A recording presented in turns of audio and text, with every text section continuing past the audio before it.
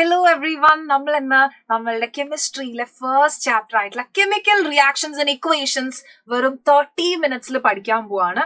Complete chapter നമ്മൾ വെറും അരമണിക്കൂറിൽ നമ്മുടെ ചാപ്റ്റർ നമ്മൾ ഫുൾ സെറ്റ് ആയിട്ട് പഠിക്കും. അപ്പൊ നിങ്ങൾ എന്ത് ചെയ്താൽ മതി, മിസ്സിന്റെ കൂടെ ഇരുന്നാൽ മാത്രം മതി. നമുക്ക് വളരെ ഈസി ആയിട്ടുള്ള ഒരു ചാപ്റ്റർ ആണ്. നമുക്ക് അതിലും ഈസി ആയിട്ട് സിമ്പിൾ ആയിട്ട് ഫുൾ സെറ്റ് ആയിട്ട് പഠിക്കാം. അപ്പൊ എന്തൊക്കെയാണ് നമ്മൾ ഇന്നത്തെ ചാപ്റ്ററിൽ പഠിക്കാൻ പോകുന്നത്? വെറും 6 ടോപ്പിക്സ് കംപ്ലീറ്റ് ചെയ്താൽ നമ്മുടെ ചാപ്റ്റർ കഴിയും. വെറും 6 ടോപ്പിക്സ്. കെമിക്കൽ റിയാക്ഷൻസ് എന്താണ്, കെമിക്കൽ ഇക്വേഷൻസ് എന്താണ്, balancing of chemical equations, types of chemical equations, then എന്താണ് കൊറോഷൻ ആൻഡ് റാൻസിഡിറ്റി. ഇത്രയും കാര്യങ്ങൾ മാത്രമേ പഠിക്കാനുള്ളൂ. നമ്മുടെ ചാപ്റ്റർ തീരും. കുട്ടി ചാപ്റ്റർ ആണ് അല്ലെ.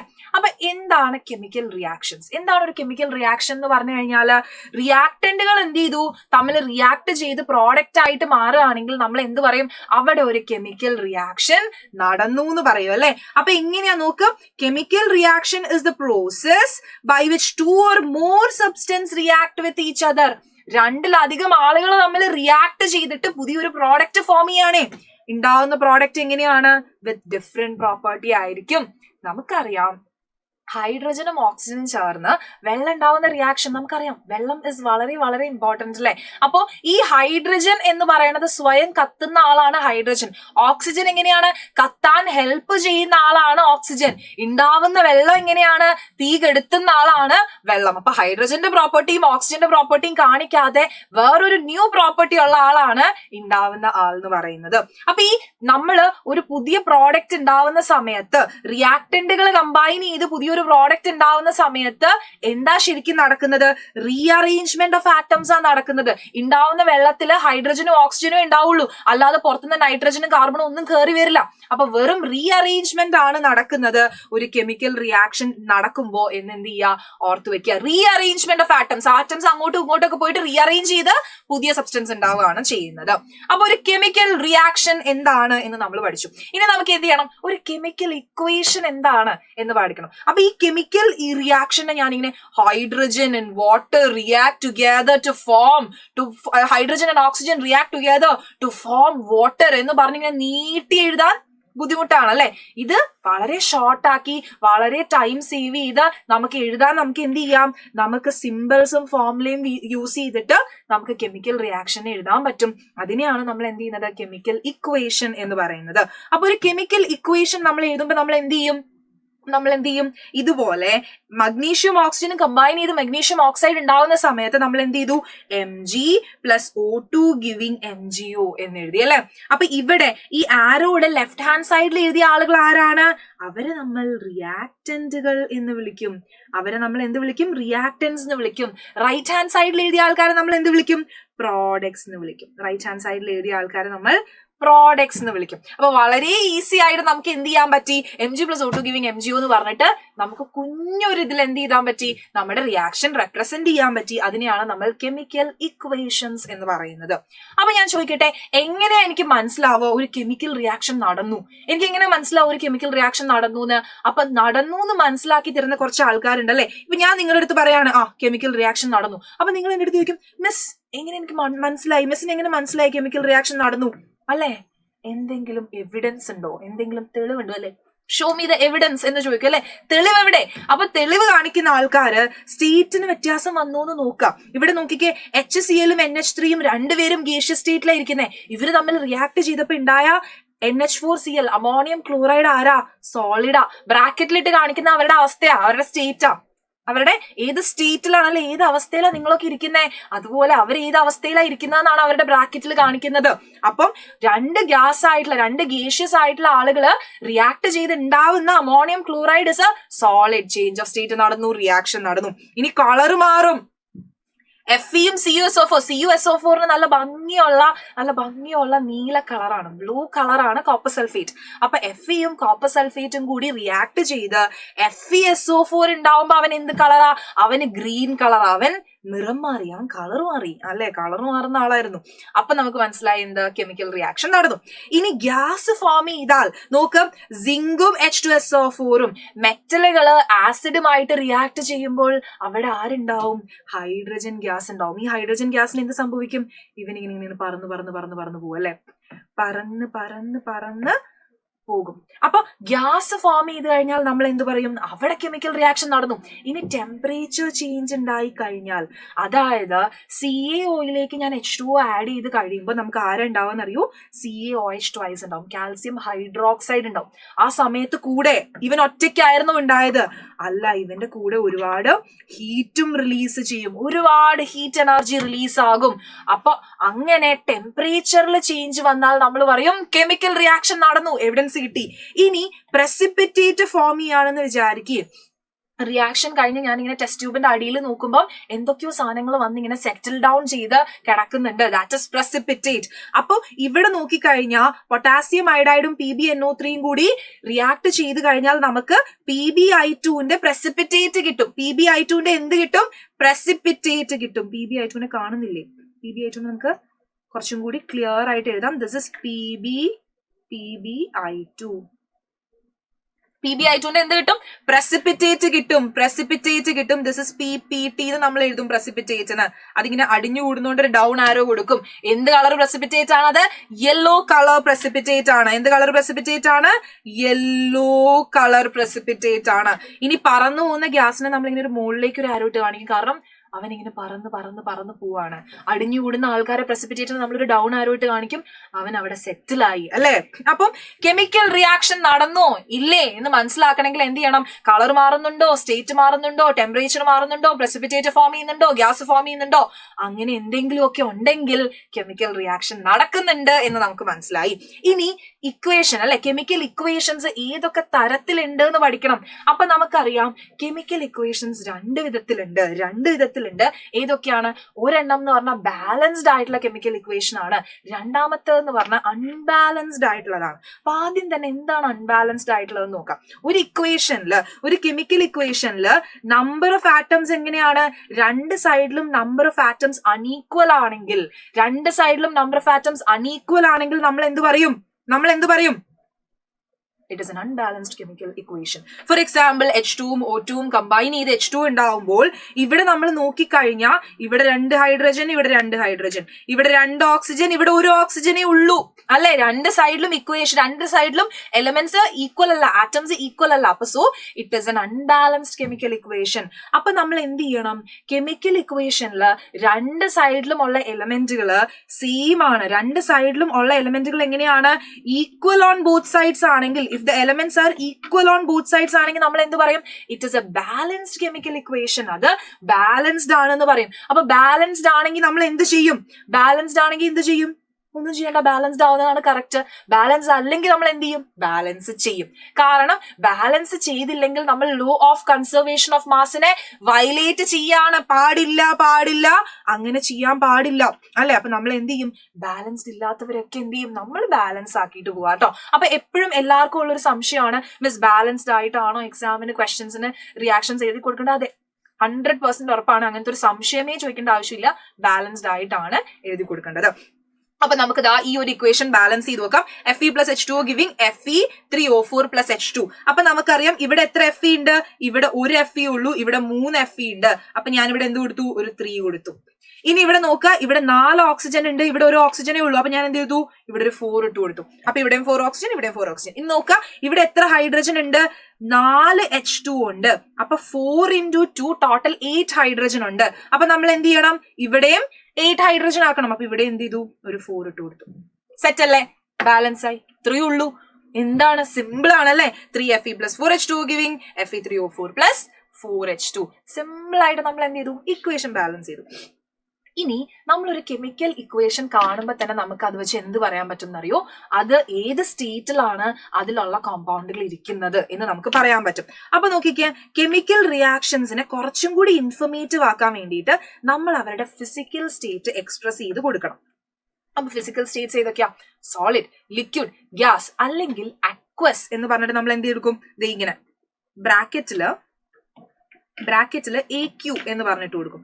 AQ, that is aqueous. എന്താണ് ഈ aqueous എന്ന് പറഞ്ഞാൽ മീൻ ചെയ്യുന്നതെന്ന് വെച്ചാൽ, എന്താ അറിയോ? നമ്മൾ വെള്ളത്തിൽ ഡിസോൾവ് ചെയ്യാണ്. നമ്മൾ യൂസ് ചെയ്യുന്ന കോമ്പൗണ്ടുകൾ വാട്ടറിൽ ഒരു സൊല്യൂഷൻ ആയിട്ടാണ് ഇരിക്കുന്നതെങ്കിൽ നമ്മൾ അതിനെ aqueous എന്ന് പറയും. aqua means എന്താണ്? വെള്ളമാണ് അല്ലെ. അപ്പൊ നോക്കിക്കേ, the word aqueous is written if the reactant or product is present as a solution in water. വെള്ളത്തില് ഒരു സൊല്യൂഷൻ ആയിട്ട് ഇരിക്കുകയാണെങ്കിൽ നമ്മൾ എന്ത് കൊടുക്കും? aqueous എന്ന് പറഞ്ഞ ഒരു വേർഡ് ഇട്ടിട്ട് എഴുതി കൊടുക്കും. അപ്പൊ ഇവിടെ നോക്കുകയാണെങ്കിൽ Fe plus H2O giving Fe3O4 plus H2 ആണ് അല്ലെ. അപ്പൊ നമ്മൾ എന്ത് ചെയ്യും? Fe എന്ത് സ്റ്റേറ്റിലായിരിക്കുന്നത്? Fe സോളിഡ് സ്റ്റേറ്റിലാണ് ഇരിക്കുന്നത്. H2O നമുക്കറിയാം ലിക്വിഡ് സ്റ്റേറ്റിലാണ് ഇരിക്കുന്നത്. Fe3O4 എങ്ങനെയാ? സോളിഡ് സ്റ്റേറ്റിലാണ് ഇരിക്കുന്നത്. ഹൈഡ്രജൻ ഗേഷ്യസ് സ്റ്റേറ്റിലാണ് ഇരിക്കുന്നത്. സെറ്റ് ആണോ? സ്റ്റേറ്റ് വെച്ച് നമ്മൾ എന്ത് ചെയ്യും? റിയാക്ഷനെ ഇക്വേഷനെ എഴുതി കൊടുത്തു കഴിഞ്ഞാൽ നമുക്ക് എന്ത് ചെയ്യാണ്? നമ്മുടെ ഇക്വേഷൻ ഫുൾ കുറച്ചും കൂടി നമുക്ക് ഇൻഫോർമേറ്റീവ് ആയി. ഇനി ഒന്നും കൂടി ഇൻഫോർമേറ്റീവ് ആക്കാൻ നമുക്ക് എന്ത് ചെയ്യാം? ഇതിന്റെ ടെമ്പറേച്ചറും പ്രഷറും കാറ്റലിസ്റ്റും ഒക്കെ എന്ത് ചെയ്യാം? റിയാക്ഷനിൽ നമുക്ക് എഴുതി കൊടുക്കാം. ഫോർ എക്സാമ്പിൾ ഇവിടെ നോക്കിക്കേ, CO plus 2H2 giving CH3OH ഉണ്ടാവുമ്പോൾ നമ്മളത് എത്ര പ്രഷറിലാണ് നടക്കുന്നത് എന്ന് ഗിവ്സ് ആരോടെ മുകളിൽ എഴുതി കൊടുത്തു. അതേപോലെ ഫോട്ടോസിന്തസിന്റെ റിയാക്ഷൻ എഴുതുമ്പോൾ സൺലൈറ്റ്, ക്ലോറോഫിൽ എന്നൊക്കെ പറഞ്ഞ് നമ്മൾ എന്ത് ചെയ്തു? സ്പെസിഫൈ ചെയ്ത് സൺലൈറ്റിന്റെ പ്രസൻസിൽ ക്ലോറോഫിൽ ആണ് നടക്കുന്നത് എന്ന് നമ്മൾ എന്ത് ചെയ്തു? സ്പെസിഫൈ ചെയ്ത് എഴുതി കൊടുത്തു. സോ ഈ ഒരു റിയാക്ഷൻ നോക്കുമ്പോഴേ തന്നെ അവിടെ എന്തൊക്കെയാണ് നടക്കുന്നത്, അവരുടെ ഫിസിക്കൽ സ്റ്റേറ്റ് എന്താണ്, അങ്ങനെ റിയാക്ഷൻ തന്നെ അല്ലെ ഈ ഒരു കെമിക്കൽ ഇക്വേഷൻ തന്നെ എന്താണ് അതിനെക്കുറിച്ച് എന്റെ അടുത്ത് പറഞ്ഞു തരുന്നുണ്ട്. ഫുൾ ഡീറ്റെയിൽസ് പറഞ്ഞു തരുന്നുണ്ട്. അപ്പം അതാണ് അല്ലെ നമ്മൾ അങ്ങനെയല്ലേ നമ്മുടെ സ്കൂളിൽ നമ്മുടെ നെയിം സ്ലിപ്പ് നോക്കിക്കഴിഞ്ഞാൽ നമ്മുടെ ID കാർഡ് നോക്കിക്കഴിഞ്ഞാൽ നമുക്ക് അതിനെന്താ നിങ്ങളെ കുറിച്ചുള്ള ഫുൾ ഡീറ്റെയിൽസ് ഉണ്ട്. അതുപോലെ തന്നെയാണ് കെമിക്കൽ ഇക്വേഷൻസും. ഇനി നമുക്ക് ഡിഫറെന്റ് ടൈപ്സ് ഓഫ് കെമിക്കൽ റിയാക്ഷനുകൾ പഠിക്കണം. പല തരത്തിലുള്ള കെമിക്കൽ റിയാക്ഷൻസ് ഉണ്ട്. അത് ഏതൊക്കെയാണെന്ന് പഠിക്കണം. വെറും 5 എണ്ണം പഠിക്കാനുള്ള സിമ്പിൾ ആണ്. അപ്പൊ ആദ്യത്തെ റിയാക്ഷൻ എന്ന് പറയുന്നത് നമ്മുടെ കോമ്പിനേഷൻ റിയാക്ഷൻ ആണ്. രണ്ടാമത്തത് ഡീകമ്പോസിഷൻ റിയാക്ഷൻ ആണ്. മൂന്നാമത്തത് ഡിസ്പ്ലേസ്മെന്റ്, നാലാമത്തത് ഡബിൾ ഡിസ്പ്ലേസ്മെന്റ് ആൻഡ് അഞ്ചാമത്തത് റിഡോക്സ്. വളരെ സിമ്പിൾ ആണ്.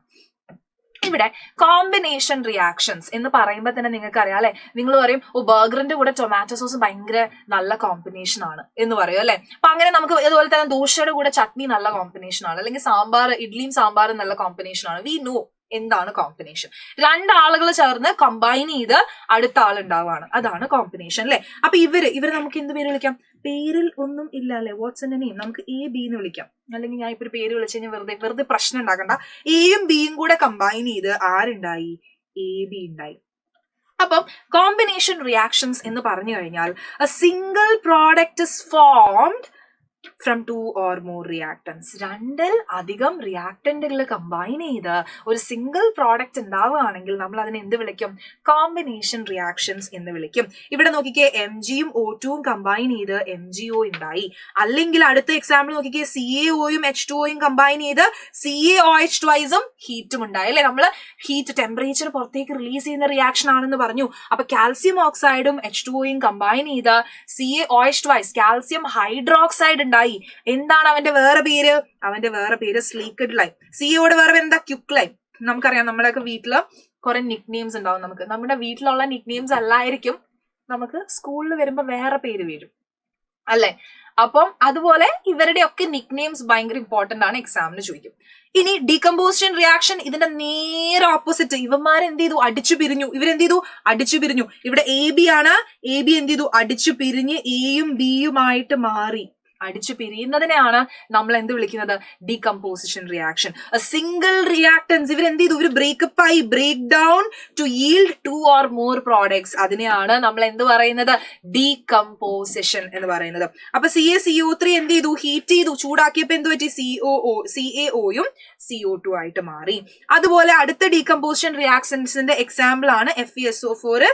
ഹീറ്റ് ചെയ്യുമ്പോൾ എന്ത് പറ്റും? Fe2O3യും SO2വും SO3യുമായിട്ട് മാറും. അതുപോലെ ലെഡ് നൈട്രേറ്റിനെ ഹീറ്റ് ചെയ്യുമ്പോൾ ലെഡ് ഓക്സൈഡും നൈട്രജൻ ഡയോക്സൈഡും ഓക്സിജനുമായിട്ട് മാറുന്നു. അപ്പൊ ഞാൻ ഒരു കാര്യം പറയട്ടെ, ഈ ഡീകമ്പോസിഷൻ റിയാക്ഷൻ പല തരത്തിലുണ്ട്. അതായത് വെറുതെ ഇങ്ങനെ ഇരിക്കുമ്പോൾ ഇങ്ങനെ തോന്നുകയാണെങ്കിൽ പിന്നെ അടിച്ചു പിരിയാം. അങ്ങനെയല്ല ഇവർ അടിച്ചു പിരിയുന്നത് അല്ലെ. നമ്മളിപ്പോ ഫ്രണ്ട്സ് ഒക്കെ ആയിട്ട് അടി ഉണ്ടാക്കണമെങ്കിൽ ദർ ഇസ് ഒരു റീസൺ ഉണ്ടാവണം. അല്ലാതെ വെറുതെ ഇരിക്കുമ്പോൾ എന്നാ പിന്നെ ഇവന്റെ അടുത്ത് അടിയായിട്ട് പോവാം, അങ്ങനെയല്ലല്ലേ. നമ്മൾ അങ്ങനെ വെറുതെ സില്ലി ആയിട്ട് അടിച്ചു പിരിയത്തൊന്നുമില്ല. ഒരു സോളിഡ് റീസൺ വേണം. അപ്പൊ ഡീകമ്പോസിഷൻ റിയാക്ഷൻസും അങ്ങനെയാണ്. എന്തെങ്കിലും ഒരു എക്സ്റ്റേണൽ ഫാക്ടർ വേണം ഇവർ തമ്മിൽ അടിച്ചു പിരിയാൻ. അപ്പൊ ആദ്യത്തെ എക്സ്റ്റേണൽ ഫാക്ടർ എന്ന് പറഞ്ഞാൽ എന്താ? ടെമ്പറേച്ചറാ. അങ്ങനെ നമ്മൾ ഇവനെ ഹീറ്റ് ചെയ്ത് കഴിയുമ്പോഴാണ് ഈ ചൂട് സഹിക്കാൻ പറ്റാണ്ട് എന്ത് ചെയ്യും? ഇവർ നമ്മൾ അടിച്ചു പിരിയും. അപ്പൊ ഇവിടെ നോക്കിക്കേ, തെർമൽ ഡീകമ്പോസിഷൻ. അതായത് ഞാൻ ഹീറ്റിന്റെ പ്രസൻസിൽ ഇവർ തമ്മിൽ എന്ത് ചെയ്തു? ഹീറ്റ് ചെയ്യാണ്. എല്ലാത്തിനെയും പിടിച്ച് ഹീറ്റ് ചെയ്യുന്ന സമയത്ത് ഇവർ എന്ത് ചെയ്യാണ്? ഹീറ്റ് ചെയ്യുന്ന സമയത്ത് ഇവർ അടിച്ചു പിരിയാണ്. നമ്മൾ നേരത്തെ പഠിച്ച 3 റിയാക്ഷൻസും എങ്ങനെയാണ്? തെർമൽ ഡീകമ്പോസിഷന് എക്സാമ്പിൾ ആണ്. തെർമൽ ഡീകമ്പോസിഷന് എക്സാമ്പിൾ ആണ്. ഇനി അടുത്ത ഫാക്ടർ എന്താ അറിയോ? ഇലക്ട്രോളിസിസ് അല്ലെങ്കിൽ ഇലക്ട്രിസിറ്റി യൂസ് ചെയ്ത് നമ്മൾ ഇവരെ എന്ത് ചെയ്യാൻ പോവാണ്? സെപ്പറേറ്റ് ചെയ്യാൻ പോവാണ്. അപ്പൊ എന്താ ഈ ഇലക്ട്രോലിസിസ് എന്ന് ചോദിച്ചാൽ ഇലക്ട്രിസിറ്റി യൂസ് ചെയ്ത് സ്പ്ലിറ്റ് ചെയ്യുന്നു. ലിസിസ് എന്ന് പറഞ്ഞാൽ സ്പ്ലിറ്റിംഗ് എന്നാണ് മീനിങ്. അപ്പൊ ഇലക്ട്രിസിറ്റി യൂസ് ചെയ്തിട്ടാണ് സ്പ്ലിറ്റ് ചെയ്യുന്നതെങ്കിൽ നമ്മൾ അതിനെ പറയും ഇലക്ട്രോലിസിസ് എന്ന് പറയും. അപ്പൊ ഇവിടെ നോക്കിക്കേ, H2O ഞാൻ എന്ത് ചെയ്തു? ഇലക്ട്രിസിറ്റി യൂസ് ചെയ്തിട്ട് ഹൈഡ്രജനും ഓക്സിജനും ആയിട്ട് മാറ്റി. NaCl ഞാൻ എന്ത് ചെയ്തു? NaCl2 ആയിട്ട് മാറ്റി. NaCl എന്താണ്? നമ്മുടെ ഉപ്പാണ് അല്ലെ. ഉപ്പില്ലാത്ത ഭക്ഷണം നമുക്ക് ചിന്തിക്കാൻ പറ്റില്ല. അപ്പൊ അങ്ങനെ ഇവരെ തമ്മിൽ എന്ത് ചെയ്തു? അടിച്ചു പിരിച്ചു. ദാറ്റ് ഇസ് യൂസിങ് ഇലക്ട്രിസിറ്റി വെച്ച് ഡീകമ്പോസ് ചെയ്തു. ഇനി എന്ത് ചെയ്യാം? സൺലൈറ്റിന്റെ പ്രസൻസിൽ സൺലൈറ്റ് വെച്ച് നമുക്ക് എന്ത് ചെയ്യാം? ഇവരെ ഡീകമ്പോസ് ചെയ്യിക്കാം. അങ്ങനെയാണെങ്കിൽ നമ്മൾ അതിനെ എന്ത് വിളിക്കും? ഫോട്ടോലിസിസ് അല്ലെങ്കിൽ photo chemical decomposition in presence of sunlight. അപ്പൊ ഈ 2 റിയാക്ഷൻസ് AgCl Agയും Cl ആയിട്ട് സ്പ്ലിറ്റ് ആവുന്നതും AgBr Agയും Br2 ആയിട്ട് സ്പ്ലിറ്റ് ആവുന്ന റിയാക്ഷൻ എന്തിന് എക്സാമ്പിൾ ആണ്? ഇത് എവിടെയാണ് നടക്കുന്നത്? Black and white photography. അപ്പൊ എക്സാമിന് ചോദിക്കും, ബ്ലാക്ക് ആൻഡ് വൈറ്റ് ഫോട്ടോഗ്രാഫിയിൽ നടക്കുന്ന റിയാക്ഷൻ എഴുതി കൊടുക്കൂ, അല്ലെങ്കിൽ ആ റിയാക്ഷൻ എഴുതൂ എന്ന് പറയുമ്പോൾ എന്ത് എഴുതണം? ഇവരെ 2 പേരെ എഴുതണം. AgCl അടിച്ചു പിരിയുന്നതും AgBr അടിച്ചു പിരിയുന്നതും എഴുതി കൊടുക്കുക. ഇപ്പൊ നിങ്ങൾ ചോദിക്കും, മിസ് ബാലൻസ് ചെയ്ത് എഴുതണോ? എഴുതണം. ബാലൻസ് ചെയ്ത് തന്നെ എഴുതണം. ബാലൻസ് ചെയ്യാൻ ഒരു ബുദ്ധിമുട്ടും ഇല്ല. നമ്മൾ ബാലൻസ് ചെയ്ത് തന്നെ എഴുതും. ഇനി നമുക്കൊക്കെ അറിയാവുന്ന വളരെ കോമൺ ആയിട്ട് നടക്കുന്ന ഒരു റിയാക്ഷൻ എന്താണ്? Displacement reaction. അതായത് മോർ റിയാക്റ്റീവ് ആയിട്ടുള്ള മെറ്റല് എന്ത് ചെയ്യും? ലെസ് റിയാക്റ്റീവ് ആയിട്ടുള്ള മെറ്റലിനെ ഡിസ്പ്ലേസ് ചെയ്യും. റിയാക്ടിവിറ്റി കൂടിയ ആള് റിയാക്ടിവിറ്റി കുറഞ്ഞ ആളെ ഡിസ്പ്ലേസ് ചെയ്യും. അതായത് എന്താ സംഭവിക്കുന്നത് നോക്കിക്കേ. കോപ്പർ സൾഫേറ്റ് വളരെ ശാന്തിയോടെയും സമാധാനത്തോടെയും ജീവിച്ചിരുന്ന കോപ്പറിന്റെയും സൾഫേറ്റിന്റെയും ജീവിതത്തിലേക്ക്, അല്ലെ നമ്മുടെ ലാലേട്ടൻ പറയുന്ന പോലെ അവരുടെ ജീവിതത്തിലേക്ക് അല്ലെ ക്ഷണിക്കപ്പെടാതെ ഒരു അതിഥി വന്നു. അപ്പൊ അതുപോലെയല്ല ഇവിടെ സിങ്ക് വന്നു. അപ്പൊ നമ്മുടെ ദൃശ്യത്തിൽ ക്ഷണിക്കപ്പെടാതെ വന്ന അതിഥിനെയൊക്കെ എന്താണ്? യാത്രയാക്കുന്നുണ്ട്. പക്ഷെ ഇത് അതുപോലെയല്ല. ഇവിടെ എന്താ സംഭവിക്കുന്നതെന്ന് ചോദിച്ചു കഴിഞ്ഞാല് കോപ്പർ സൾഫേറ്റ് വളരെ ശാന്തിയോടെയും സമാധാനത്തോടെയും ജീവിച്ചിരുന്ന കോപ്പർ സൾഫേറ്റ് ആണ്. അപ്പൊ എന്ത് ചെയ്തു എന്ന് വെച്ചാൽ മോർ റിയാക്റ്റീവ് ആയിട്ടുള്ള സിങ്ക് വന്നു. സിങ്കിന് എന്താ? റിയാക്ടിവിറ്റി കൂടുതലാണ്. കോപ്പർ ലെസ് റിയാക്റ്റീവാ. അപ്പൊ സിങ്ക് നൈസായിട്ട് അങ്ങ് ഒഴിവാക്കി, കോപ്പറിനെ ഒഴിവാക്കി, കോപ്പറിന്റെ പൊസിഷനിൽ സിങ്ക് പോവും. ഓക്കെ, കോപ്പറിന്റെ പൊസിഷനിൽ സിങ്ക് പോയിട്ട് സിങ്ക് സൾഫേറ്റ് ഉണ്ടാവും. കോപ്പറിന് എന്ത് സംഭവിക്കും? കോപ്പറിനെ ഒറ്റയ്ക്കാക്കി അല്ലെ. എന്നാലും കോപ്പറിനെ ഒറ്റയ്ക്കാക്കി കളഞ്ഞല്ലോ. അങ്ങനെ കോപ്പർ എന്ത് ചെയ്യും? ഞാൻ പണ്ടേ ഒറ്റയ്ക്കാ എന്ന് പറഞ്ഞിട്ട് ലെസ് റിയാക്റ്റീവ് ആയിട്ട് അങ്ങനെ മാറും അല്ലെ. ലെസ് റിയാക്റ്റീവിനെ മോർ റിയാക്റ്റീവ് വന്ന് എന്ത് ചെയ്തു? ഡിസ്പ്ലേസ് ചെയ്തു. പേര് തന്നെ ഉണ്ട്, ഡിസ്പ്ലേസ്. അവന്റെ പ്ലേസിൽ ഇവൻ വന്ന് അങ്ങനെ ഇരുന്നു, അവനെ മാറ്റി. അതാണ് ഡിസ്പ്ലേസ്മെന്റ് റിയാക്ഷൻ എന്ന് പറയുന്നത്. ആരും സങ്കടപ്പെടേണ്ട, കുഴപ്പമില്ല, റിയാക്ഷൻ ആണ്. Okay, the chemical reactions don't take it personal. Okay, the chemical reaction in which more reactive element displaces A less reactive element from A compound. അതാണ് ഡിസ്പ്ലേസ്മെന്റ് റിയാക്ഷൻ. എക്സാമ്പിൾസ് എഴുതി കൊടുക്കുക. Fe plus CuSO4 giving FeSO4 plus Cu. Pb plus CuCl2 giving PbCl2 plus Cu. കണ്ടോ, ലെഡും കോപ്പറും വരുമ്പോ ആരാണ് more reactive? Lead ആണ്. Feയും കോപ്പറും വരുമ്പോ ആരാണ് more reactive? Fe ആണ്.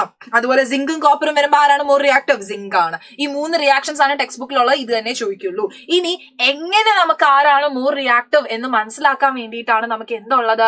റിയാക്ടിവിറ്റി സീരീസ് ഉള്ളത്. അപ്പൊ ഇതാണ് നമ്മുടെ റിയാക്ടിവിറ്റി സീരീസ്. ഈ റിയാക്ടിവിറ്റി സീരീസിന്റെ ഏറ്റവും മുകളിലിരിക്കുന്ന എലമെന്റ്സ് ഇല്ലേ, ഇവരാണ് മോസ്റ്റ് റിയാക്റ്റീവ്. ഏറ്റവും താഴത്തേക്ക് വരുമ്പോ എങ്ങനെയാണ്? ലീസ്റ്റ് റിയാക്റ്റീവ് ആയിട്ടുള്ള എലമെന്റ്സ് ആണ്. അപ്പൊ മോർ റിയാക്റ്റീവ് ആയിട്ടുള്ള ആൾക്ക് എന്ത് ചെയ്യാൻ പറ്റും? ലെസ് റിയാക്റ്റീവ് ആയിട്ടുള്ള ആളെ ഡിസ്പ്ലേസ് ചെയ്യാൻ പറ്റും എന്ന് ഓർത്തിരിക്കുക. അപ്പൊ ഈ ഒരു ഓർഡർ പഠിച്ചു വെക്കാനായിട്ടാണ്. കണ്ടോ, potassium, sodium, calcium, magnesium, aluminium, zinc, iron, tin, lead, hydrogen, copper, silver, gold. അപ്പൊ ഈ ഒരു ഓർഡർ പഠിച്ചു വെക്കാനായിട്ടാണ്. ഇവിടെ ദാ സൈഡിലുണ്ട്, please stop calling me a careless zebra, instead try learning how copper saves gold എന്നുള്ള ഈ ഒരു കോഡ് പഠിച്ചു വെച്ച് കഴിഞ്ഞാൽ നിങ്ങൾക്ക് എന്ത് ചെയ്യാൻ പറ്റും? ഇതിന്റെ ഓർഡർ പഠിച്ചു വെക്കാനായിട്ട് പറ്റും കേട്ടോ. അപ്പൊ അതാണ് നമ്മുടെ റിയാക്ടിവിറ്റി സീരീസ്. എന്താണ് ഡിസ്പ്ലേസ്മെന്റ് റിയാക്ഷൻ? മോർ റിയാക്റ്റീവ് ആയിട്ടുള്ളവൻ എന്ത് ചെയ്യും? ലെസ് റിയാക്റ്റീവ് ആയിട്ടുള്ളവനെ ഡിസ്പ്ലേസ് ചെയ്യും. അതാണ് ഡിസ്പ്ലേസ്മെന്റ് റിയാക്ഷൻ. ഇനി ഡബിൾ ഡിസ്പ്ലേസ്മെന്റ് റിയാക്ഷൻസ്, പേരിൽ തന്നെ ഡബിൾ ഡിസ്പ്ലേസ്മെന്റ്. അതായത് എയും ബിയും ഫ്രണ്ട്സ് ആയിരുന്നു, സിയും ഡിയും ഫ്രണ്ട്സ് ആയിരുന്നു. കുറച്ച് കഴിയുമ്പോൾ എന്ത് ചെയ്യും? എയും ബിയും തമ്മിൽ അടിച്ചു പിരിഞ്ഞു.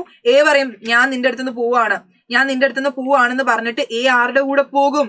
എ ഡിയുടെ കൂടെ പോകും. എയും ഡിയും തമ്മിൽ എന്ത് ചെയ്തു? ഫ്രണ്ട്സ് ആയി. സിയും ബിയും തമ്മിൽ ഫ്രണ്ട്സ് ആയി. അപ്പം മ്യൂച്വലി ഇവരെ ഇന്റർചേഞ്ച് ചെയ്തു. എ ഡിയുടെ കൂടെ പോയി, സി ബിയുടെ കൂടെ പോയി. അങ്ങനെ ഒരു മ്യൂച്വൽ ഇന്റർചേഞ്ച് നടക്കുകയാണെങ്കിൽ അങ്ങനത്തെ റിയാക്ഷൻസിനെയാണ് നമ്മൾ ഡബിൾ ഡിസ്പ്ലേസ്മെന്റ് റിയാക്ഷൻസ് എന്ന് പറയുന്നത്. കണ്ടോ, ions are exchanged between the two reactants forming a new compound. Sodium സൾഫേറ്റും ബേരിയം ക്ലോറൈഡും റിയാക്ട് ചെയ്യുമ്പം സോഡിയം എന്ത് ചെയ്യും? SO4 ടാറ്റ ബൈ ബൈ പറഞ്ഞ് ബേരിയത്തിന്റെ കൂടെ പോകും. അല്ല സോഡിയം ക്ലോറിന്റെ കൂടെ പോകും. സോഡിയം പറയും SO4 എനിക്ക് നിന്നെ മടുത്തു, ഞാൻ ക്ലോറിന്റെ കൂടെ പോവാന്ന് പറഞ്ഞിട്ട് എന്ത് ചെയ്യും? സോഡിയം ക്ലോറൈഡ് ഉണ്ടാവും, ബേരിയം സൾഫേറ്റ് ആയി മാറും. അതിനെയാണ് ഡബിൾ ഡിസ്പ്ലേസ്മെന്റ്. രണ്ടുപേരും അങ്ങോട്ടും ഇങ്ങോട്ടും എടുത്തിട്ട് എന്ത് ചെയ്തു? മാറി, ഇന്റർചേഞ്ച് ചെയ്തു പോയി. ഇപ്പൊ ഡബിൾ ഡിസ്പ്ലേസ്മെന്റ് റിയാക്ഷൻസിന് എക്സാമ്പിൾ നോക്കുക. KIയും PbNO3 കൂടി എന്താവും? KNO3യും PbI2 ആവും. PbI2 നമ്മൾ പറഞ്ഞു പ്രസിപ്പിറ്റേറ്റ് ആണ്, യെല്ലോ കളർ ആണ് എന്ന് ഓർത്ത് വെക്കുക.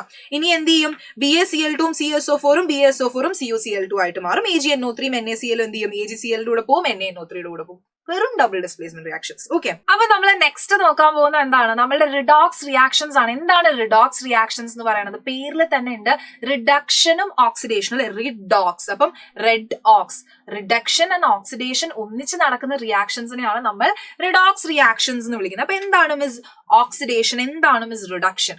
അപ്പം ഓക്സിഡേഷൻ എന്ന് പറഞ്ഞാൽ നമ്മൾ ഓക്സിജനെ ആഡ് ചെയ്ത് കൊടുക്കുകയാണ്, അഡീഷൻ ഓഫ് ഓക്സിജൻ. അപ്പൊ റിഡക്ഷൻ എന്തായിരിക്കും? നേരെ തിരിച്ച് ഓക്സിജനെ റിമൂവ് ചെയ്യുകയാണെങ്കിൽ എന്ന് നമ്മൾ പറയും റിഡക്ഷൻ എന്ന് പറയും. അപ്പൊ അഡീഷൻ ഓഫ് ഓക്സിജൻ, കണ്ടോ, കോപ്പറിന്റെ കൂടെ ഞാൻ ഓക്സിജൻ ആഡ് ചെയ്ത് കഴിഞ്ഞാൽ എനിക്ക് CO കിട്ടി, അല്ലെ?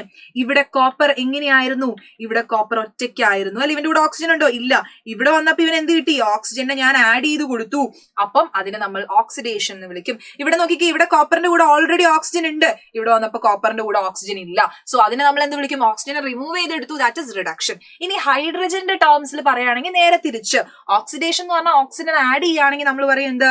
ഹൈഡ്രജനെ റിമൂവ് ചെയ്യുകയാണെന്ന് പറയും. അപ്പൊ റിഡക്ഷൻ എങ്ങനെയായിരിക്കും? അതിന്റെ നേരെ ഓപ്പോസിറ്റ് ആയിട്ടായിരിക്കും വരുന്നത് എന്ന് ഓർത്ത് വെക്കാം. അപ്പൊ ഈ ഒരു എക്സാമ്പിൾ നോക്കിയാൽ മതി. H2S നമ്മൾ ക്ലോറിൻ, H2Sഉം Cl2ഉം കൂടി റിയാക്ട് ചെയ്യുമ്പോൾ എന്ത് പറ്റും എന്നറിയോ? H2Sന്റെ കൂടെ ഉണ്ടായിരുന്ന എന്ത് പറ്റി? നമ്മൾ എന്ത് ചെയ്തു? സൾഫറിന്റെ കൂടെ ഉണ്ടായിരുന്ന ഹൈഡ്രജനെ റിമൂവ് ചെയ്തു.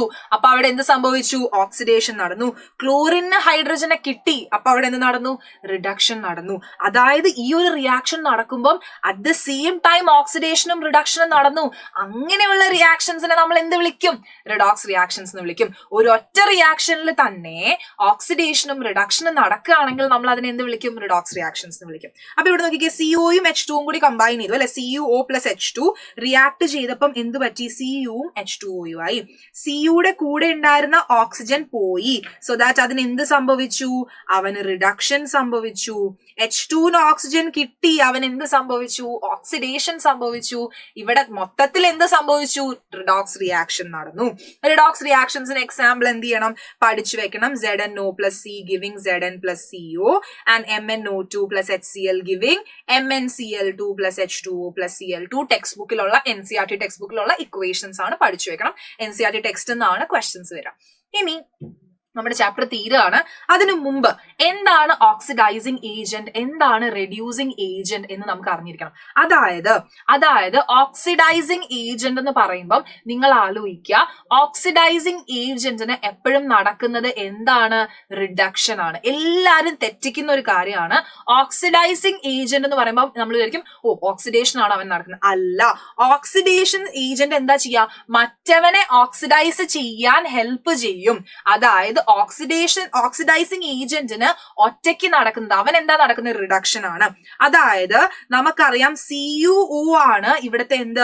Oxidising agent. CuOയ്ക്ക് റിഡക്ഷൻ നടന്നു. അപ്പൊ എന്തുകൊണ്ടാണ് മിസ് CuOയ്ക്ക് റിഡക്ഷനാ നടക്കുന്നേ? പിന്നെ എന്തിനാ നമ്മൾ CuOനെ ഓക്സിഡൈസിങ് ഏജന്റ് എന്ന് വിളിക്കുന്നത്? CuO ആണ് H2നെ എന്ത് ചെയ്യുന്നത്? ഓക്സിഡൈസ് ചെയ്യുന്നത്. H2നെ ഓക്സിഡേഷൻ നടക്കാൻ ഹെൽപ്പ് ചെയ്യുന്ന ആളെന്ന് പറയുന്നത് CuO ആണ്. അതുകൊണ്ടാണ് നമ്മൾ അവനെ ഓക്സിഡൈസിങ് ഏജന്റ് എന്ന് വിളിക്കുന്നത്. CuOയ്ക്ക് റിഡക്ഷൻ നടക്കും, അപ്പം സിഒക്ക് എപ്പോഴും നടക്കുന്നത് ഓക്സിഡൈസിങ് ഏജന്റിന് റിഡക്ഷൻ നടക്കും. അപ്പൊ റെഡ്യൂസിങ് ഏജന്റിന് എന്ത് നടക്കും? ഓക്സിഡേഷൻ നടക്കും. കണ്ടോ, it is the substance which reduces the other. മറ്റേയാൾക്ക് റിഡക്ഷൻ നടക്കാൻ ഹെൽപ്പ് ചെയ്യുന്നത് ആരാണ്? അവനാണ് റെഡ്യൂസിങ് ഏജന്റ്. മറ്റേയാൾക്ക് ഓക്സിഡേഷൻ നടക്കാൻ ഹെൽപ്പ് ചെയ്യുന്ന ആരാണ്? അവനാണ് ഓക്സിഡൈസിങ് ഏജന്റ്. അപ്പം ഇങ്ങനെ ആലോചിക്കുക, ഈ ഒരു റിയാക്ഷനിൽ ആരാണ് ഓക്സിഡൈസിങ് ഏജന്റ് എന്ന് ചോദിച്ചാൽ ആർക്കാണോ റിഡക്ഷൻ നടന്നത് അവനാണ് ഓക്സിഡൈസിങ് ഏജന്റ്. അപ്പൊ ഇവിടെ ആരാണ്? CuO ആണ്. ഇവിടെ ആരാണ്? CuO ആണ്. CuO ആണ് ഓക്സിഡൈസിങ് ഏജന്റ്. ആരാണ് റെഡ്യൂസിങ് ഏജന്റ്? ആർക്കാണ് ഓക്സിഡേഷൻ നടന്നത്? അവനാണ് റെഡ്യൂസിങ് ഏജന്റ്. H2 ആണ് എന്ത്? റെഡ്യൂസിങ് ഏജന്റ് എന്ന് പറയുന്നത്. ഓക്കെ ആണല്ലോ? ഓക്കെ ആണ്. അപ്പൊ എന്താണ് ഓക്സിഡൈസിങ് ഏജന്റ്, എന്താണ് റെഡ്യൂസിങ് ഏജന്റ് എന്നുള്ളൊരു കാര്യം കൂടി ഓർത്തിരിക്കുക. ഓക്സിഡൈസിങ് ഏജന്റിന് റിഡക്ഷൻ, റെഡ്യൂസിങ് ഏജന്റിന് ഓക്സിഡേഷൻ, ഇത്രയും മാത്രം ഓർത്താൽ മതി. ഇനി നമ്മുടെ ചാപ്റ്ററിന്റെ അവസാനത്തെ ടോപ്പിക് നമ്മൾ ഡെയിലി ലൈഫിൽ കാണുന്ന 2 ഓക്സിഡേഷൻ റിയാക്ഷൻസ്. ഒന്ന് എന്താണ്? ഇരുമ്പ് തുരുമ്പിക്കുന്നത്, റസ്റ്റിംഗ്, കൊറോഷൻ അല്ലെ. Corrosion is an example of എന്താണ്? എവറിഡേ ലൈഫിൽ നമ്മൾ കാണുന്നതാണ്. രണ്ടാമത്തെ എന്താണ്? റാൻസിഡിറ്റി ആണ് രണ്ടാമത്തത്. അപ്പൊ നോക്കിക്കേ, effects of oxidation reaction in everyday ലൈഫിൽ വരുമ്പോൾ ആദ്യം വരുന്ന എന്താണ്? നമ്മുടെ കൊറോഷൻ. കൊറോഷൻ എന്ന് പറയുമ്പോൾ എന്താ? മെറ്റൽസ് ഓക്സിജൻ ആയിട്ടും നമ്മുടെ അറ്റ്മോസ്ഫിയറിലുള്ള മോയ്സ്ചർ ആയിട്ടും വാട്ടർ ഒക്കെ ആയിട്ട് റിയാക്ട് ചെയ്തിട്ട് അവരെന്ത് ചെയ്യും? അവർ അൺഡിസൈറബിൾ കോമ്പൗണ്ട്സ് ആയിട്ട് കൺവേർട്ട് ആവും അല്ലെ. നമ്മുടെ അയണിന് സംഭവിക്കുന്ന, അയൺ എന്ത് ചെയ്യും? ഓക്സിജനും മോയ്സ്ചറുമായിട്ട് കമ്പൈൻ ചെയ്ത് റെഡ് കളറിൽ റസ്റ്റ് ഫോം ചെയ്യും. അതിനെ നമ്മൾ എന്ത് വിളിക്കും? റസ്റ്റിംഗ് എന്ന് വിളിക്കും. അപ്പൊ ഇങ്ങനെ മെറ്റലുകള് നമ്മുടെ ഓക്സിജൻ ആയിട്ടും അതുപോലെ തന്നെ അറ്റ്മോസ്ഫിയറിലുള്ള വാട്ടർ ആയിട്ടും ഗ്യാസസ് ഒക്കെ ആയിട്ട് റിയാക്ട് ചെയ്ത് അൺഡിസൈറബിൾ കോമ്പൗണ്ട്സ് ഫോം ചെയ്യുന്നതിനെയാണ് നമ്മൾ എന്ത് വിളിക്കുന്നത്? കൊറോഷൻ എന്ന് വിളിക്കുന്നത്. അപ്പൊ നമുക്ക് അറിയണ കാര്യമാണ് എന്താണ് കൊറോഷൻ. ഇറ്റ്സ് എൻ എന്താണ്? അപ്പൊ നിങ്ങളുടെ അടുത്ത് ചോദിക്കും, ഡെയിലി ലൈഫിൽ നിങ്ങൾ കാണുന്ന ഓക്സിഡേഷൻ റിയാക്ഷൻസ് എന്താണ്? അപ്പൊ അയ്യോ അതെന്താ സാധനം എന്ന് ആലോചിച്ചിരിക്കുന്നത്. എന്താണ്? Corrosion is an example. രണ്ടാമത്തതാണ് റാൻസിഡിറ്റി. എന്താണ് റാൻസിഡിറ്റി എന്ന് ചോദിച്ചു കഴിഞ്ഞാൽ, റാൻസിഡിറ്റി എന്ന് പറഞ്ഞാലില്ലേ, നമ്മുടെ ഫുഡൊക്കെ കേട് വരില്ലേ? നമ്മുടെ കുറച്ച് ദിവസം ബ്രെഡൊക്കെ എടുത്തു വെച്ച് കഴിഞ്ഞാൽ അത് നാശമായി പോകും. കുറച്ച് ദിവസം പുറത്ത് പച്ചക്കറികൾ വെച്ച് കഴിഞ്ഞാൽ, അല്ലെങ്കിൽ നിങ്ങൾ ലേസ് ഒക്കെ വാങ്ങി പുറത്ത് വെച്ചാൽ, അങ്ങനെ മിക്ക ഫുഡ് ഐറ്റംസും കുറച്ചു നേരം പുറത്ത് വെച്ച് കഴിഞ്ഞാൽ വിത്ത് ടൈം എന്ത് ചെയ്യും? അത് എയർ ആയിട്ട് കോണ്ടാക്ട് വന്നിട്ട് അത് എന്ത് ചെയ്യും? നാശമായി പോകും അല്ലെ. അതാണ് റാൻസിഡിറ്റി എന്ന് പറയുന്നത്. അപ്പൊ റാൻസിഡിറ്റി എന്ന് പറഞ്ഞാൽ ഫുഡിന്റെ ടേസ്റ്റും ഓർഡറും ഒക്കെ നശിക്കുകയാണ്. ഫുഡിന് നമുക്കറിയാം, ഫുഡ് നാശമായി കഴിഞ്ഞാൽ ഒരു വൃത്തിയായിട്ട് സ്മെല്ല് വരും അല്ലെ. അപ്പൊ അതെന്താണ്? റാൻസിഡിറ്റി ആണ്. നോക്കാം, ഫാറ്റും ഓയിലും, ഫുഡിന്റെ ഉള്ളിലുള്ള ഫാറ്റും ഓയിലും നമ്മളിങ്ങനെ കുറെ നേരത്തേക്ക് തുറന്ന് വെച്ച് കഴിയുമ്പോൾ എന്ത് ചെയ്യും? അത് ചീത്തയായി പോവും. അതിനെയാണ് റാൻസിഡിറ്റി എന്ന് പറയുന്നത്. അതിന്റെ റീസൺ എന്താണ്? Reason is oxidation of fat and oil present in food. ഫുഡിലുള്ള ഫാറ്റും ഓയിലും ഓക്സിഡൈസ്ഡ് ആയി പോകുന്നതാണ്. ഓക്സിഡേഷൻ എന്ന് പറഞ്ഞാൽ എന്താ?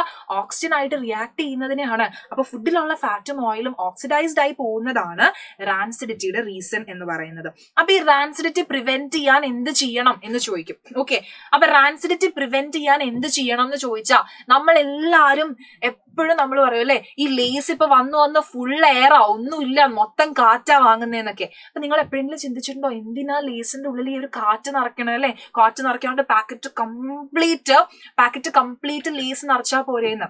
പക്ഷെ ലേസിന്റെ ഉള്ളിൽ നമ്മൾ ഏത് ഗ്യാസാണ് നിറയ്ക്കണമെന്ന് അറിയോ? ലേസിന്റെ ഉള്ളിൽ നമ്മൾ നൈട്രജനെയാ നിറയ്ക്കണേ.